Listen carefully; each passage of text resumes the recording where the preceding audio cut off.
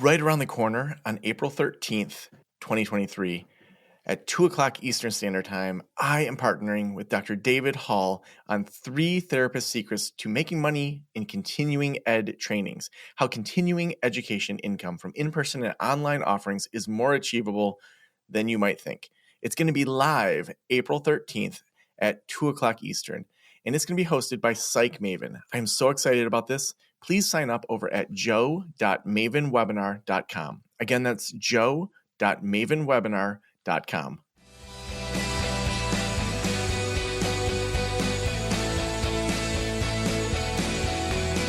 This is the Practice of the Practice podcast with Joe Sanok, session number 861.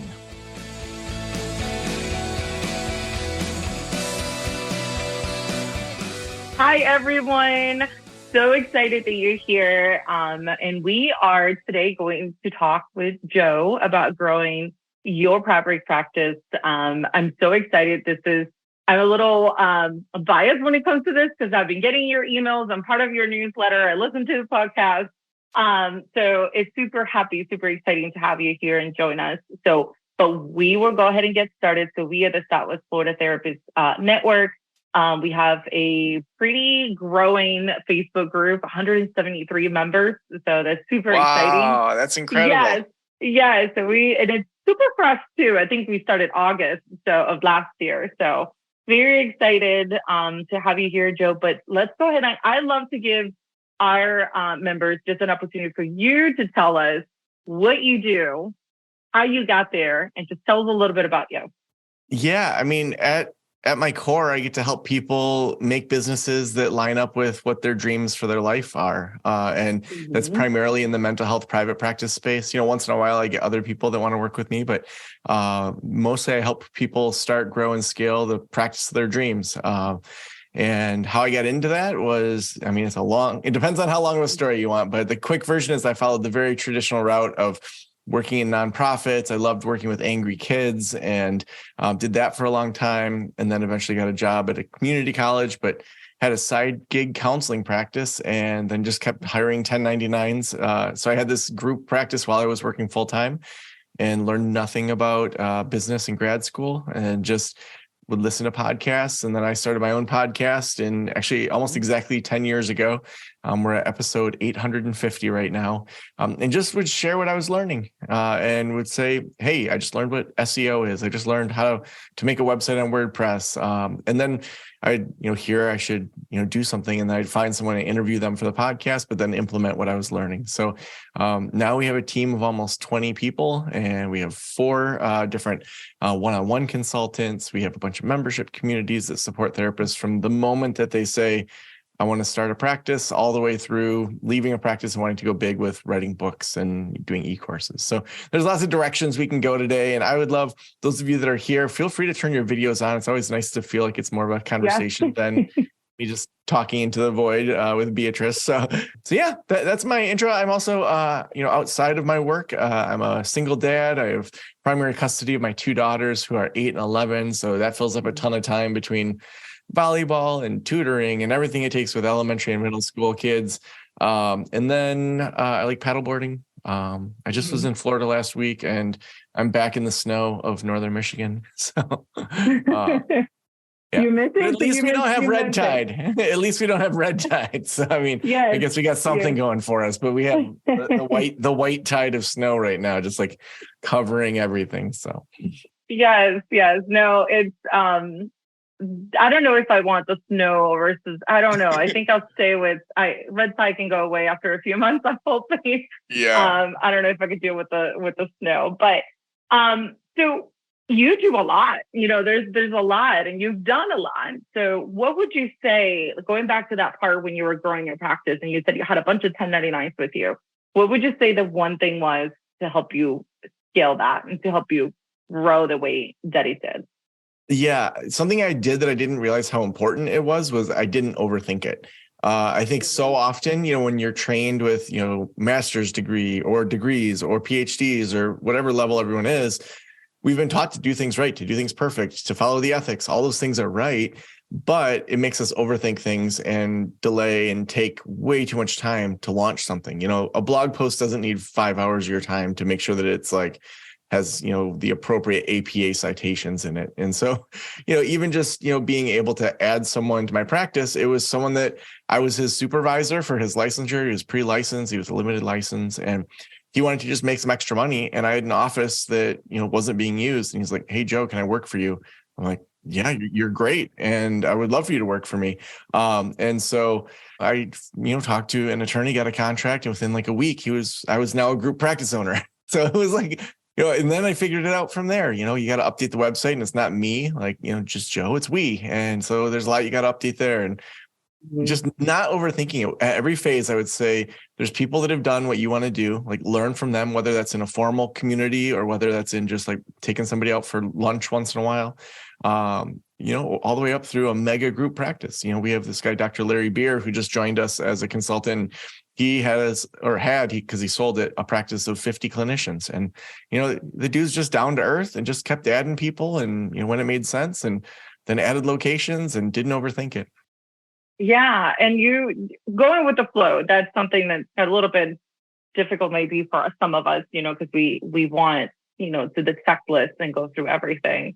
And that could just maybe sometimes hold us back from growing, from scaling. For someone that's starting out, so they just, open up their practice, what would be the one thing that you would say to them that they need to be doing right now, when, if they have bigger goals to scale, what should they be doing now? I mean, you want to get the infrastructure down. So you mentioned checklists. We have a 28-step checklist that's free over at practiceofthepractice.com/new. Go through that checklist or go through a checklist to make sure you get the basics down. Because if you add 5 clinicians and you didn't do it right at the beginning, you're going to have 5 times the headaches. So, making sure that you have, and I'm speaking from my own experience. I'm not an attorney. I'm not an accountant. I am not an expert on Florida law. So I'll just say that right now. But, in most states, having a LLC or PLLC, to protect yourself legally from, being sued so that your personal house isn't part of what someone could sue you for if they don't like your therapy. That's a pretty basic thing. Having a separate bank account for your business from your personal bank account. Don't just have a DBA. Don't just be doing business as whatever your counseling practice is. Have it be formal. Use QuickBooks for the $9 a month it costs to pay attention to all that. So getting those things in order, if you're going to take insurance, and even if not, getting an EHR like therapy notes, getting your website up, having some sort of, IT type people that have eyes on your website. So if it goes down right before you go into a counseling session, you're not trying to figure out how that works. And then, over time, as you're a solo practice, making sure you're adding in supports that can make it that you do what you do best. So if you're making $100 to $200 an hour doing counseling, and then you're still answering phones, you're still doing all these emails, you are the most overpaid administrative assistant out there. Because for every hour that you could be doing an extra hour of counseling, you could be buying, 5 hours of someone else's time to be going through your email, answering your phones, things like that. And it's probably going to be cost positive, because if you miss a bunch of phone calls, they're just going to go through Psychology Today till they get someone that answers the phone. And so usually having somebody that even is just in an on-call type of position that, maybe from 9 to 3 each day is answering your main line, that can be cost positive, where you then have more business coming in, and it sets you up to scale in a different way than if you just want to kind of limp along.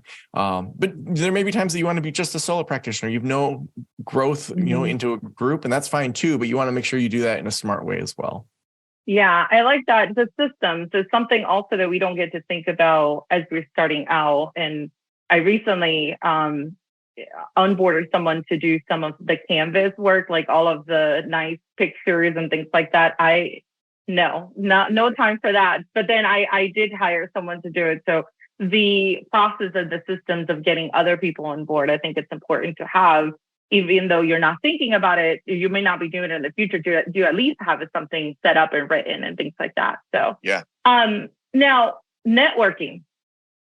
We are a network, right? Mm-hmm. We're huge, we're Southwest Florida Therapist Network. Is networking important to grow your practice? Yes, but it's how you network. I mean, I think most therapists have some sort of apprehension or worry around networking because they picture themselves going to like a young professionals meeting, gotta like schmooze and hand out business cards like you're a real estate agent or a car salesperson. But like that's not the kind of networking that therapists need to do. Networking can be super micro, where you go on Psychology Today and you find people that have niches that you don't do. So maybe you don't see kids, you only see couples, or you see couples and adults. You're just not into kids. Find some kids therapists because their parents probably need therapy too. So just having those relationships, seeing it as friend building, seeing it as, connection building, in the same way that if you move to a new community, you'd want to meet new people. Just see it that way instead of like, I got to get business out of this coffee date. It doesn't even have to be a coffee date. It can be a virtual Zoom, like, hey, can we just chat for 20 minutes? And, I'm going to bring my green tea and you bring something. I just love to hear about your business and what you're doing. Imagine if someone said, hey, just a quick 20-minute meet and greet over Zoom. Like, would you like to do that? I have a niche and I want to refer to you. I want to know you though before I refer. You'd be like, heck yeah, like that's awesome. So, it can be really micro like that. It can be bigger where, you go to formal networking types of things. You can also look for people that are in your niche. So if you're a marriage therapist, there's probably a lot of marriage therapists that are already full.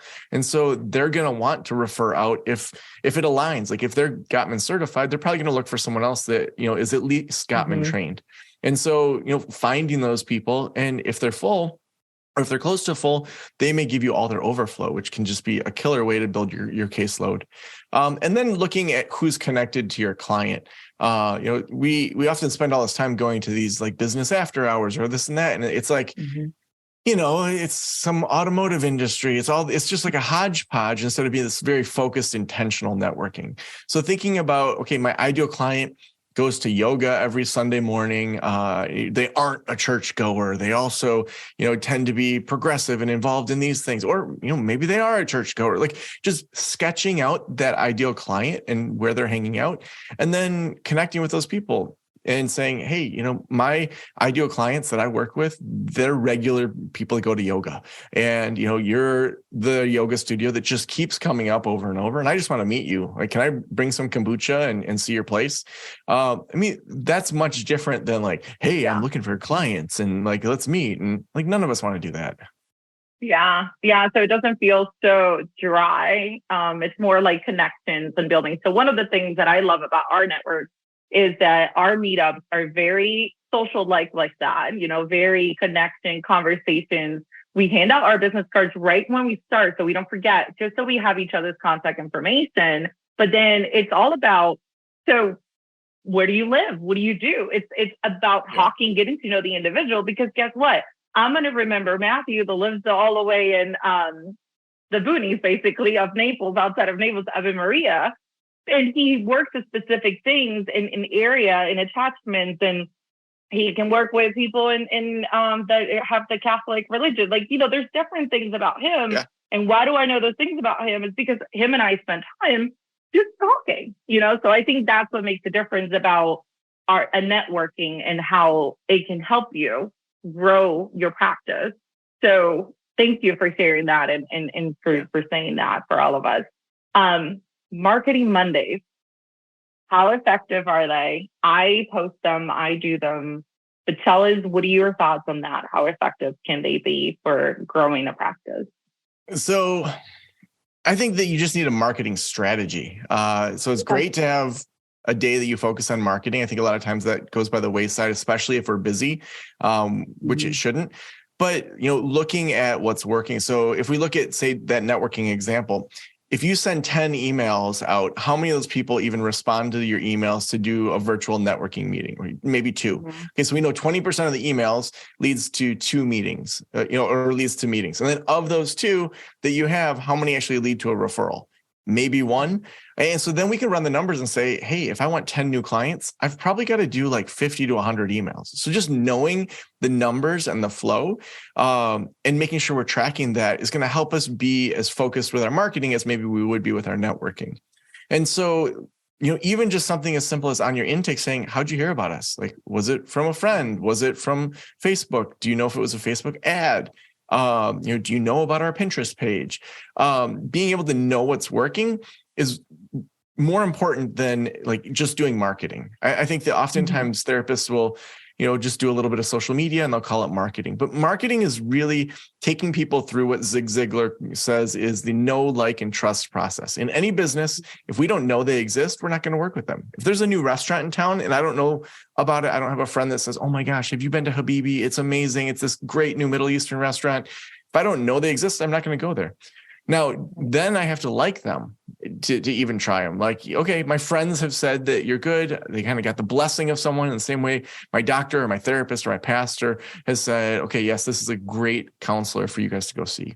And then you have to trust that they actually know what they're doing. You trust that, Habibi has good food. Trust, by my own experience, trust that, on your website that it looks good. And so that's what marketing is. And so we want to take people through that know, like, and trust process. So first we have to say, well, where are we at in that phase? Does the community know we exist? And if not, our marketing needs to be focused around moving people from not knowing you exist to just knowing you exist. And that can go really quick where all of a sudden they want to book with you. But if people don't know that you're out there, we want to first start there.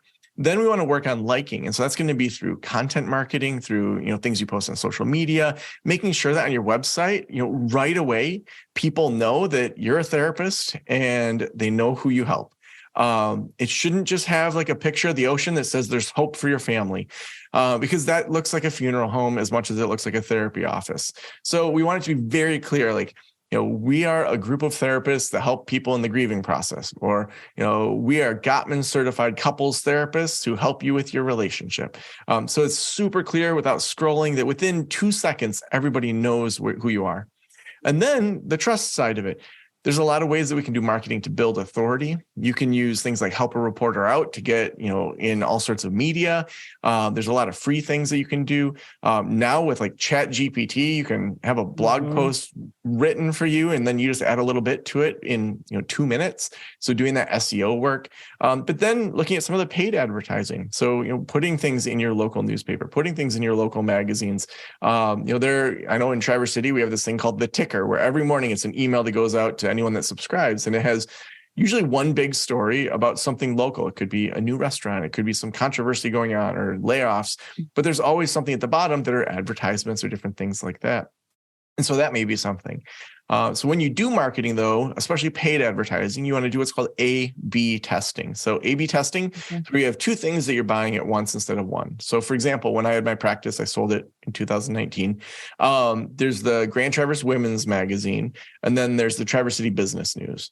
And I let both of them know that I wanted to run an ad for $500. I let them know that they were going to be competing against this other magazine. And I wanted to get the best deal for my $500 to see who won. And whoever won and got me a client or two or whatever, I was going to run another ad with. So they're like, oh my gosh. So I got a quarter page ad instead of or a half page ad instead of a quarter page ad.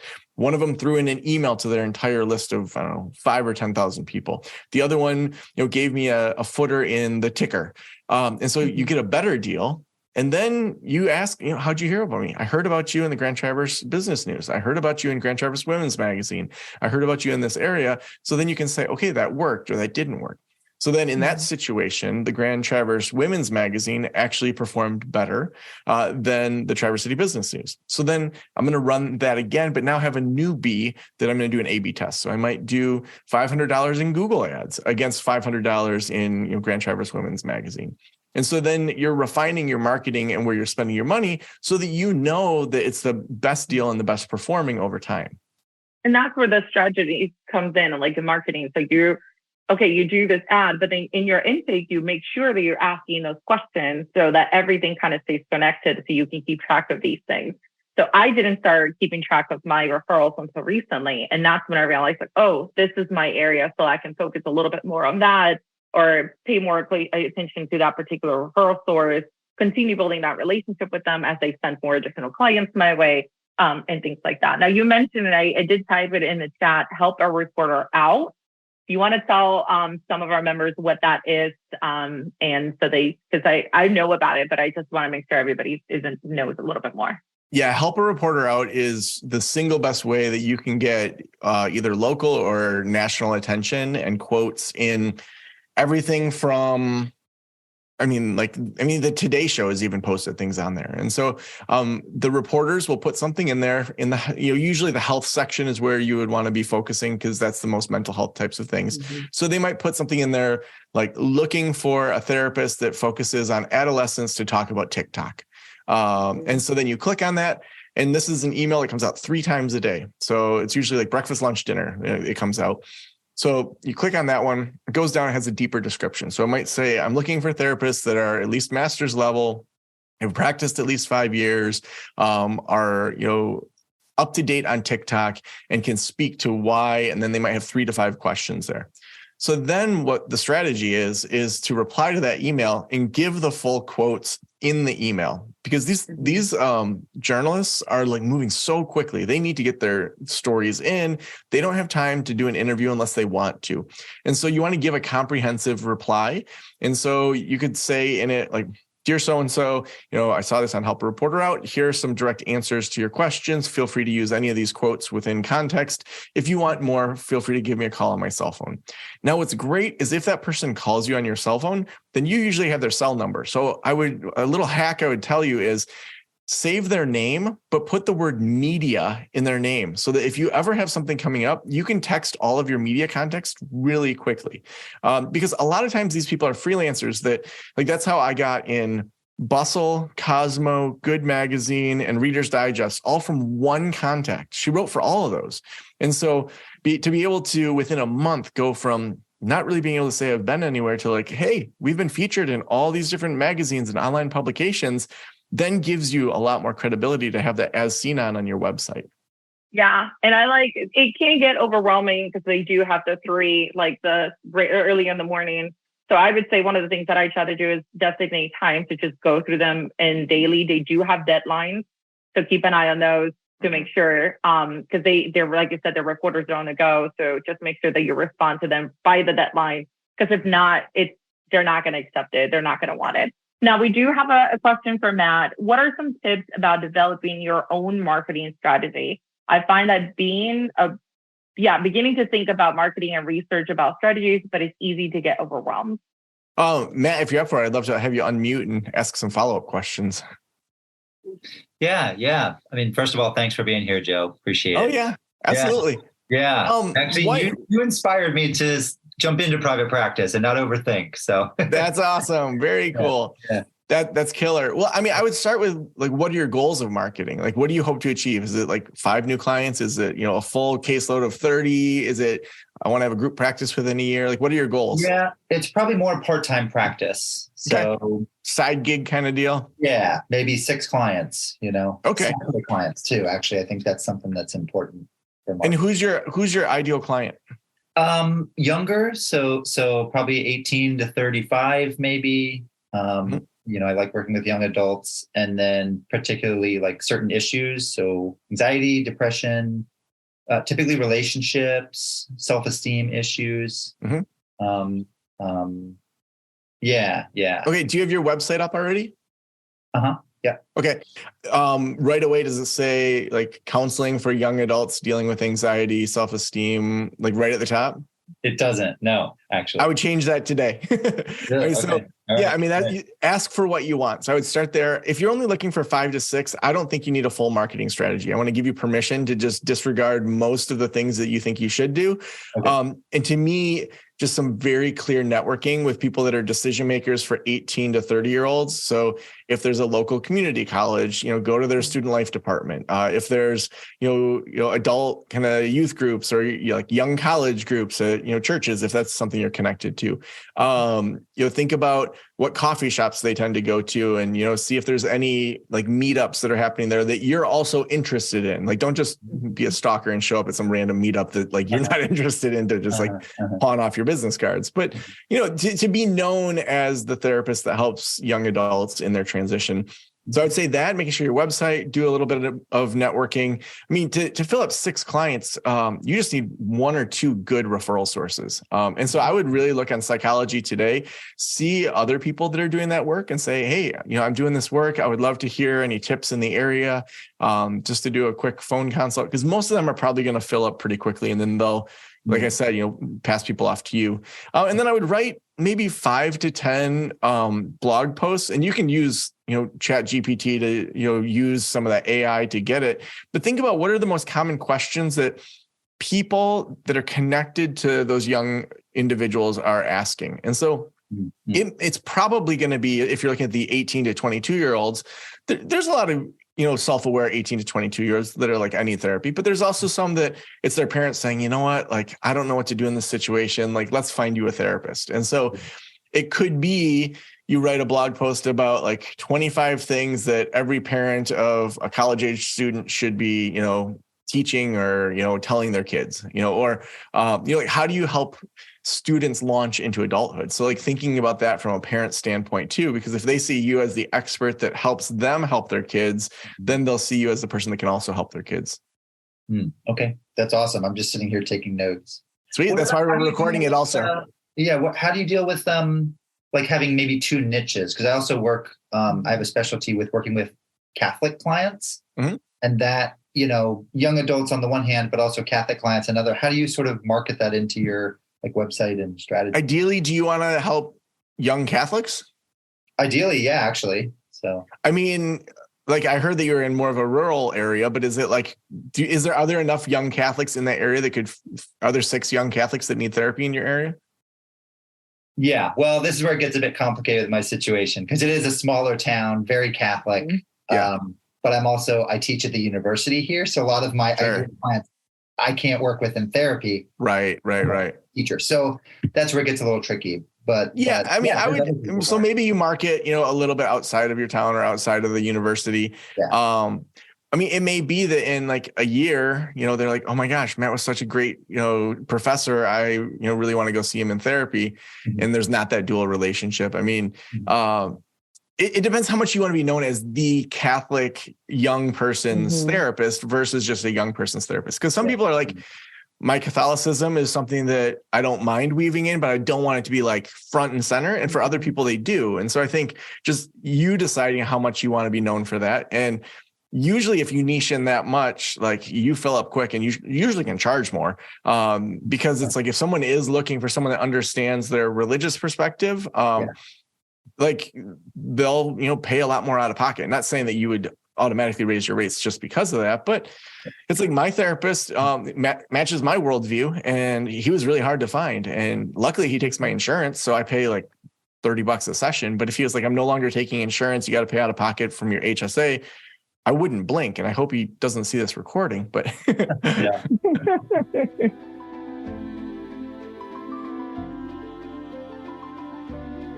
Starting with 2021's Killin' It Camp, we started hearing from so many of you about your dreams of creating new sources of income outside of the traditional practice setting.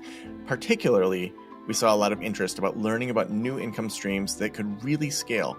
So with all that in mind, I wanted to see if you might join me live for a free webinar. Dr. David Hall with Psych Maven was a recent guest of mine on the podcast. And in our episode, we talked about David's passion for doing therapist continuing education trainings and how these can provide an amazing scalable income. I'm going to be live with David for this exclusive Practice of the Practice webinar. It's called 3 Therapist Secrets to Making Money Through Continuing Ed Trainings. It's how continuing education income from in-person and online offerings is way more achievable than you might think. It's going to be live on Thursday, April 13th, 2023 at 2 o'clock Eastern, 1 o'clock Central, noon Mountain, and 11 o'clock Pacific. And it's going to be hosted by Psych Maven. And even if you can't make it for the live webinar, we are going to have replays available. David is an expert in this area, and I am so excited to be partnering with him on this. Please sign up over at joe.mavenwebinar.com. Again, that's joe.mavenwebinar.com. Also, it's free. Thank you, Matt. I love that you guys are engaging. So please ask questions as we move along. Joe, you talk about ideal clients, but you also mentioned niching.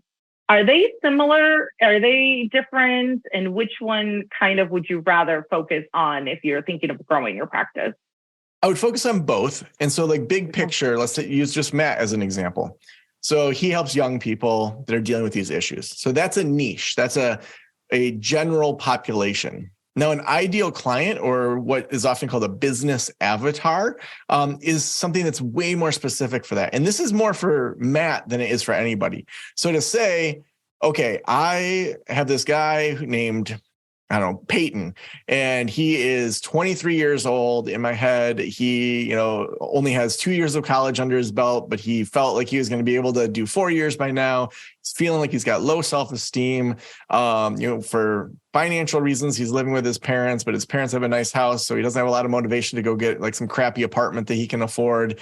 He's got an older brother that's successful and a younger sister that, is, star of band, whatever. Like, he sketches out like who Peyton is in his head, even down to like finding a random photo on like, I don't know, unsplash.com to find who is like Peyton, so that when Matt's talking to someone, he has Peyton in his head. And so he can say, if he had just met me and I said, so tell me about your ideal client, he doesn't necessarily say his name's Peyton, he's 23, but to say, they struggle with these kind of things. Like, oftentimes they're still living at their parents' house, which is usually an affluent house, but they want to be on their own, but they can't afford it, and they're feeling down on themselves. And so then it's like you're speaking about an actual person. So much so that, like, I know podcasters that, like, they know their ideal listener so well that they're like, oh yeah, Mary's my ideal listener. She's this old. Here's her pains. Here's this. I have a picture of her next to my microphone. Like, so your voice changes when you're talking about a person in your head, even if it's a made up person, than just like young Catholics dealing with self-esteem issues. And so the ideal client to me is for the therapist to be able to speak differently when they're networking, when they're blogging, when they're getting interviewed, whereas the niche, that's more for the general public. Yeah. Thank you for that. Now, what about for those that are hesitant in selecting a niche? So I personally, I work with children, teens, young adults, and women. So I know that much. It sounds like everybody, but then how do you narrow it down to like, okay, I'm doing anxiety and trauma. Those are the only two areas. I don't deal with anything else but just those two. But I still feel sometimes that I'm not niche enough. But there's other individuals I work with, all gamuts of every single thing. What would you say to someone who is kind of hesitant in having that niche and specific focus? I would ask you, are you full enough? Like, are you full? Yeah, well, I'm a separate situation. I'm also part-time. I will be full. I have 2 more spots left. Okay. But I have a little one at home. But I don't want to stop there though. I want to grow. So go ahead. So I would say, like, if you're as full as you want to be, or about as full as you want to be, then there's not really a problem. I mean, like at mental wellness counseling, our tagline was, we help angry kids, frustrated parents, and distant couples, ... and just about everyone else. So it was more general, but we kind of had our ideal clients within each of those. So sure, I can help angry kids, but then parents assume I can also help anxious kids. I can also help socially awkward kids. If they see you as a specialist in the area, then they will assume you're a generalist, but they won't assume a generalist is a specialist. So I would say, is there a unifying feature or thing that brings together all these folks that you love working with? And so it might be, I love helping women change in their lives. And then it's like the subtext is like women that are anxious, like kids, like whatever. But like, is there something unifying? Sort of like how at the beginning, with my bio, it's like, I like helping people make businesses that match the kind of life they want, that they can feel fired up about it. And it happens to be, it's through private practice. That's what I know, like, and love. But it doesn't mean that, like, if all of a sudden the private practice audience disappeared, like, I have skills where I can help other people in a different way. So I would say maybe narrow it down a little bit more. Also, I would say if you only have 2 more spots, like, definitely now is time to raise your rates. And if you're on insurances that you hate, you should get off of those insurances. Okay. Actually, and we'll talk about this later. I know you have Level Up Week coming up, and I am going to be participating in when you're actually onboarding a new clinician, because I think that's where another way that I want to go into. But before we get to Level Up Week, I do have another question about private pay versus insurance. Does it matter to grow your practice? Is niching important for private pay? Like, tell us a little bit more. What are your thoughts on when it comes to that? Yeah. And I would reframe the question. I know it's unintentional of the verses. I would say, and insurance, because, some practices will say, I want to do both. I want to do a mixed model. Some will, weigh in one direction or the other. I would start with looking at your community, because there's communities that, 99% of people have insurance. It's like, working class town, and it's very difficult to have a practice be 100% private pay. And so I would look at, what are the main insurers in your area? I think also looking at where do you like spending your time? Because if you do private pay, it's going to be a lot more on the marketing and showing your value and niching in oftentimes. Whereas with insurance, the insurance is going to be more time on billing, making sure things are correct, getting authorizations, or having a billing company do that and taking usually 6 to 7% of the total amount that you're bringing in. And so just knowing, okay, I'm getting a lot of clients. I don't have to do as much marketing. I'm getting paid less, but a lot of the rates, they're not competitive with private pay, but they're up there depending on the plan. And then deciding for yourself which ones you want to work with. I wouldn't apply for every single insurance in your area, because then you'll get full. And then all of a sudden it's like, oh, shoot. Start with the one that pays the best. Start with the one that everyone says, oh, I love working with Meridian, or, I hate working with Blue Cross, or whatever your area has. I would, ask around. I mean, you have a whole network that I would ask people. And then you always want to have your private pay rate be more than your highest paying insurance. That's something I see all the time in my one-on-one consulting. What insurance companies can do if you're charging less is they can come back and do back pay, where they can for years say, okay, you've been charging $125. We've been paying you $131. That's a $6 difference. You had 1,000 sessions at $6 difference, you owe us back $6,000. So you always want to make sure that your private pay is more than your highest paying insurance. You can still choose to do a sliding scale for some people, not for everyone. But I would highly recommend making sure that you do that if you're going to have both insurance and private pay. Good to know. So, now moving into a little bit of more, because I really want you to talk to us about Level Up Week and what that is, but business plans. We talked a little bit about marketing strategies, but business goals, all of those things. Those are things that we didn't get really to learn. None of us learned we didn't go to business school, right?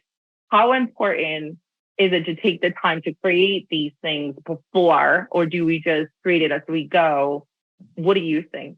Most business plans take up a bunch of time and then sit on your computer and are never a working process that people do. So in most situations, a business plan, I would say the only time you need one is if for some reason you're asking for funding for your business.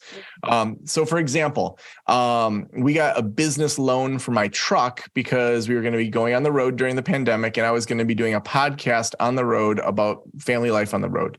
So they wanted to know, what's the monetization plan? And but it's my own personal credit was also backing that up. And so they didn't really even need a business plan for it. So say you were going to go buy a building and you had a 10-person group practice, and you were going to try to show that you're going to scale to a 50-person practice, and that you're going to, in each of these offices, fill it with therapists, and then the other half of it was going to be rented out. They may want to know market rates, things like that. That's when a business plan is helpful if you're asking for funding and buying a building or something like that.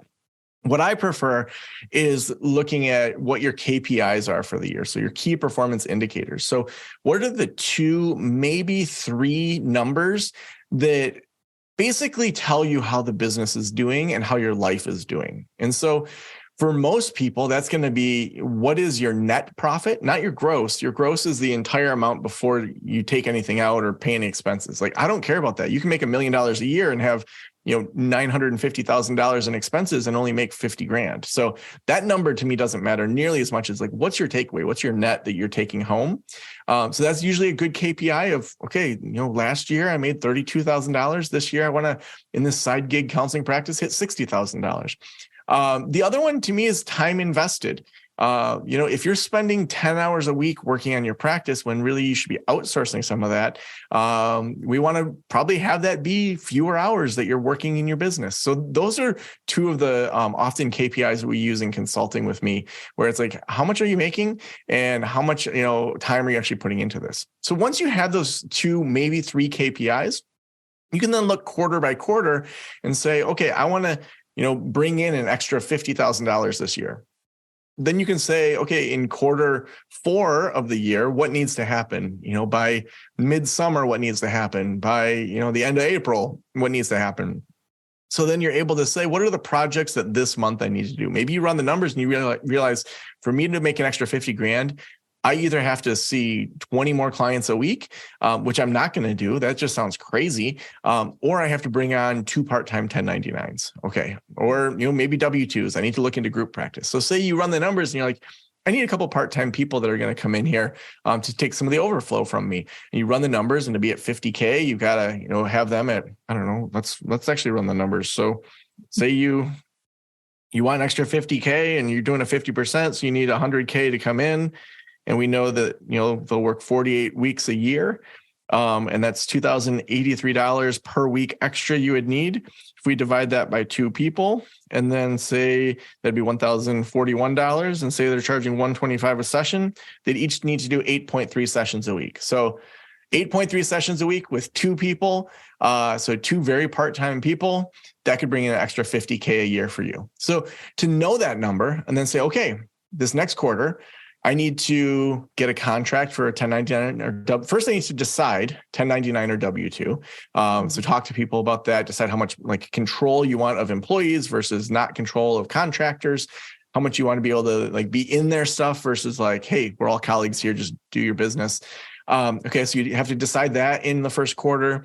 You have to then work with an attorney or, use one of our contracts that you get and have your attorney scan it and change just a couple things in it. You got to get a contract ready because you want to have that, figure out your email. So then that first quarter, you got, here's what I got to do to bring someone on. Then the next quarter, I have to, someone's hired, I have to onboard them and write down that onboarding process. So then instead of a business plan, you just have a practical quarter by quarter plan that mirrors your KPIs. To me, that's way more functional, almost like a treatment plan. My big treatment goal is to make 50K more.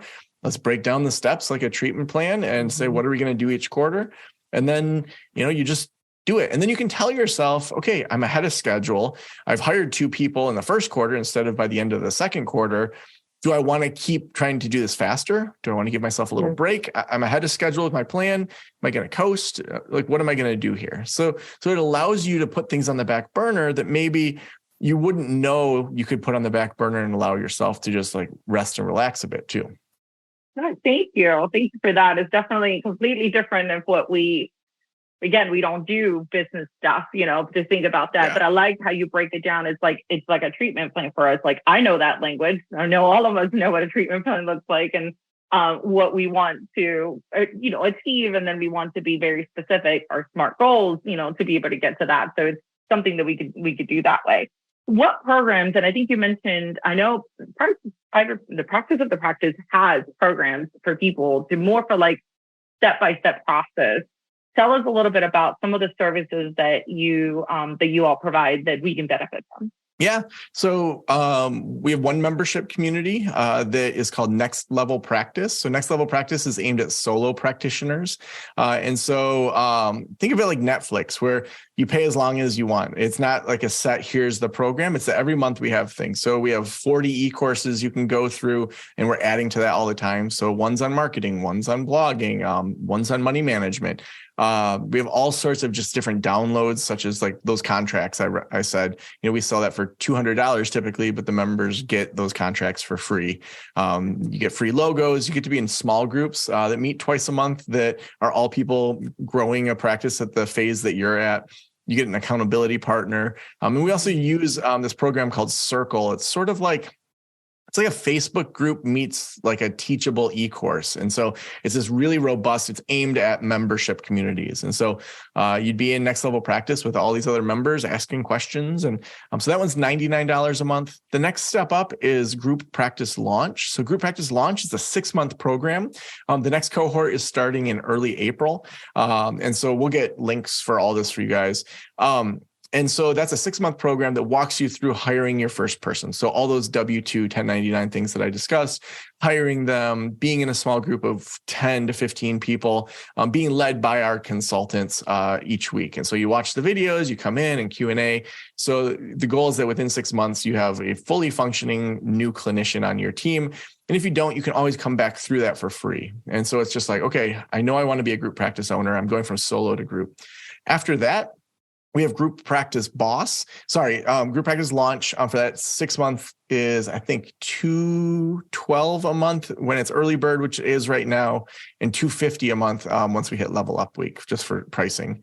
After that is Group Practice Boss. So it's a very similar model to Next Level Practice, where there's small groups. It's all group practice owners, though. So it's meant to be this comprehensive support where we're presenting every single week. Oh, I didn't mention that there's live events in Next Level Practice and also Group Practice Boss. So, and when you level up, you get access to everything before it as well. So you can come to all the Next Level Practice events when you're in Group Practice Launch. When you're in Group Practice Boss, you can be in all the previous events. So same model of supportive community of group practice owners.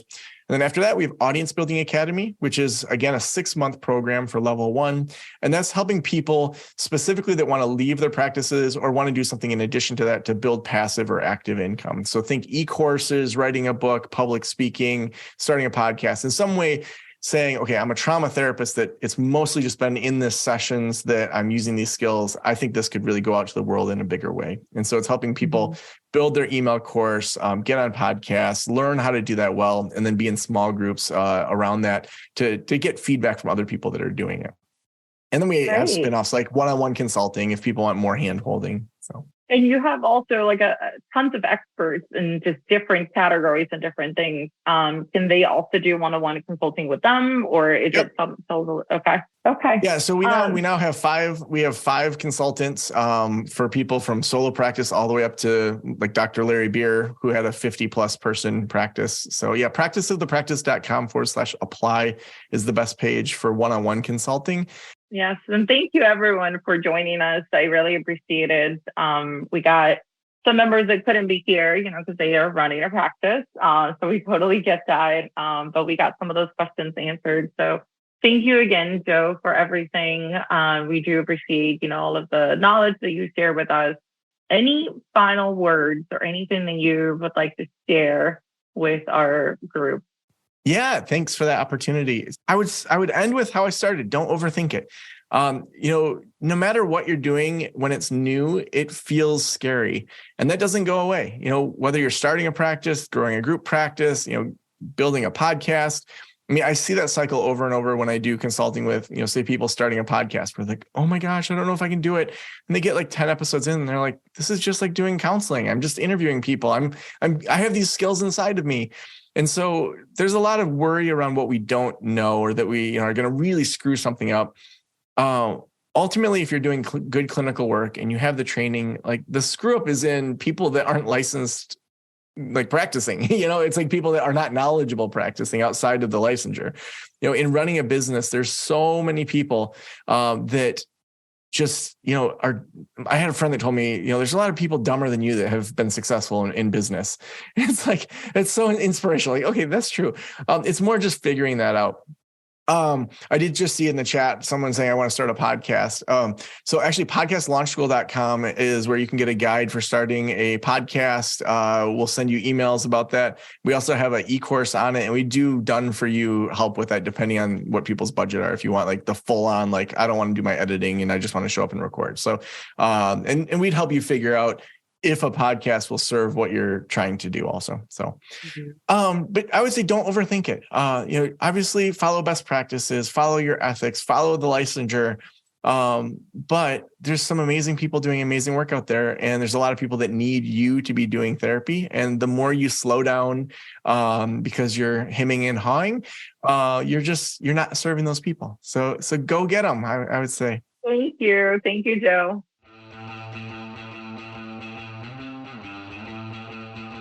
What a fun episode that we covered today. Just a reminder that on April 13th, I'm hosting a webinar with David Hall. And David is the expert, Dr. David Hall.